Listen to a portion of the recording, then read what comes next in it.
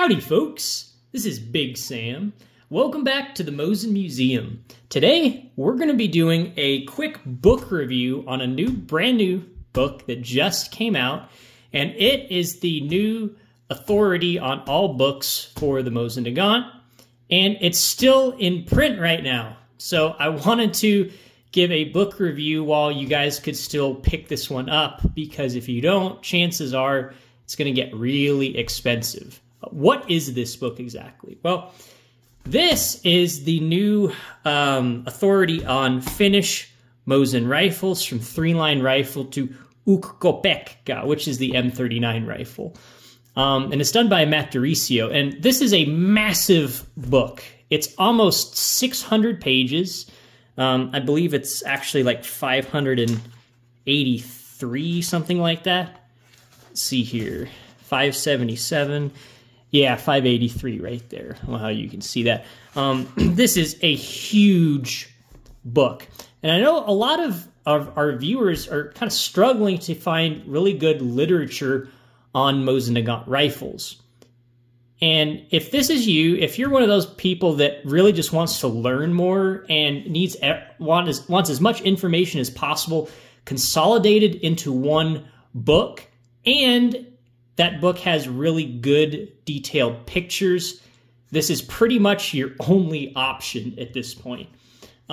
Before this came out, which this just came out, but before this came out, really the best authority on Mosin-Nagant rifles, I would say, was the 3-line rifle series by Karl-Heinz Roebel in Germany, which was actually a 2-volume book. And that one was great, except there are two main issues I had with that, with both of those books.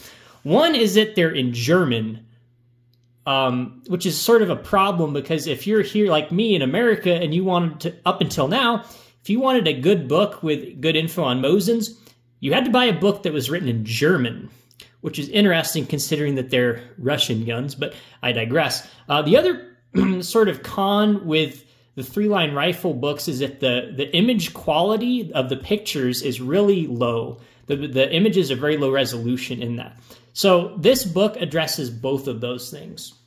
Now, this book is mainly about Finnish Mosins, while it does cover some of the backstory of Mosins and some other weird one-off variants like the Polish 8mm conversion and the Estonian version. This is really focused on Finland and Finnish Mosins, and it really shows as soon as you get into this. I mean, there's so much interesting details, and it's really all about Finland. You do get some other interesting stuff, like here, this is chapter 2 at the beginning, about the Mosin-Nagant's origins. We can see here some of the American Expeditionary Force with Mosins. So it does have some good backstory on Finland, sort of where they came into the picture, why they had Mosins. There's a Japanese trainer, which we'll take a look at in a future video. So there's just a lot of really fantastic stuff. The images, though, absolutely fantastic. Also talks a lot about the Finnish Civil War. And I've had a chance to go through most of this book, sort of skimming through it. I haven't had a chance to read every word, but I've had a lot of time behind this book so far. And the information in this book really is second to none. You can tell that this book probably took at least 20 or 30 years of experience to really get behind all the information that's in this book. It really is absolutely ridiculous, the amount of information that went into this book, and more so the amount of information that was required to make this book.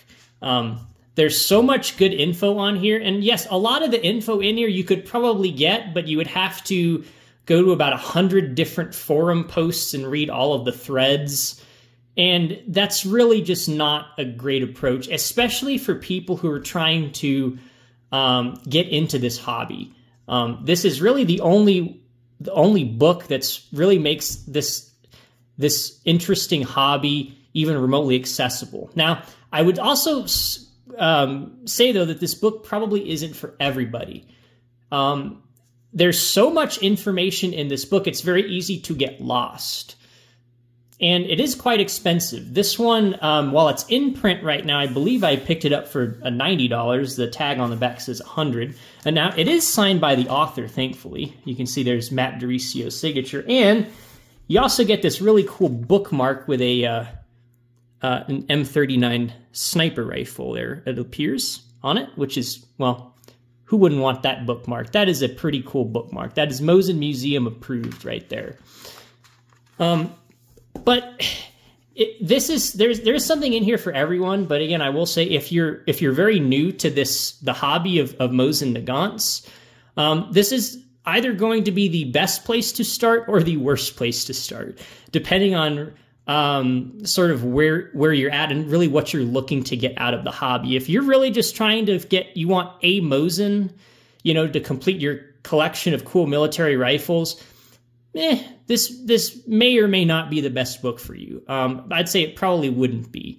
If you're really interested in doing a deep dive on the history, or you're really looking into you want to get one of every Finnish Mosin variant or something, this is a must-have.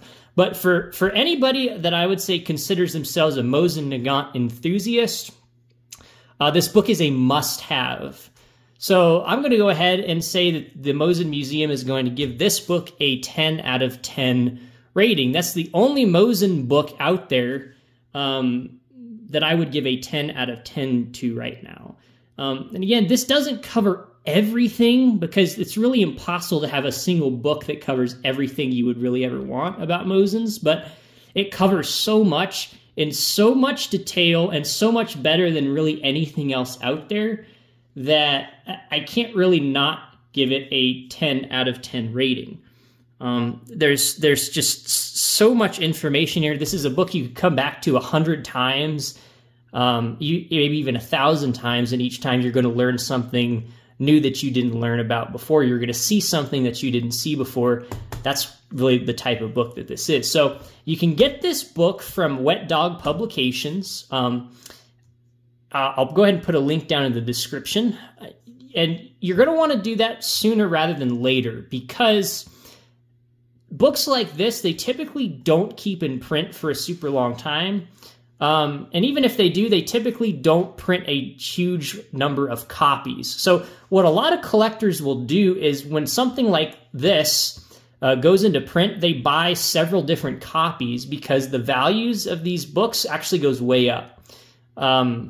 If they don't do a whole bunch of other runs of this book, in 5 years, this thing could be triple the price. It could be the price of a Mosin on its own, just this one book. So I know $90 is a lot of money, especially for a book, but again, there's really nothing else out this. This is the new gold standard for Mosin-Nagant literature.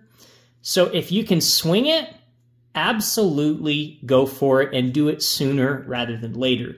If you guys have any questions on this book, let me know. But again, make sure to not lollygag. You need to go pick up this book, because this really is a game changer. So I hope you guys enjoyed the video, and I really hope you give this book a chance, because this is really one of the most impressive books that I've come across in a long time, especially because so much of this information you can't really get, and a lot of the pictures you just don't really see in other places. So this is a great, tremendous new opportunity for the Mosin collecting community abroad. So I hope you guys enjoyed the video. Stay tuned for our next episode, talking more about the Austro-Hungarian Empire. I know we sort of been on that, and we'll talk more about Finland after we get through there, because it's kind of a logical transition from the Austro-Hungarian Empire to Finland, because they ended up getting a lot of their Mosins from formerly Austro-Hungarian countries.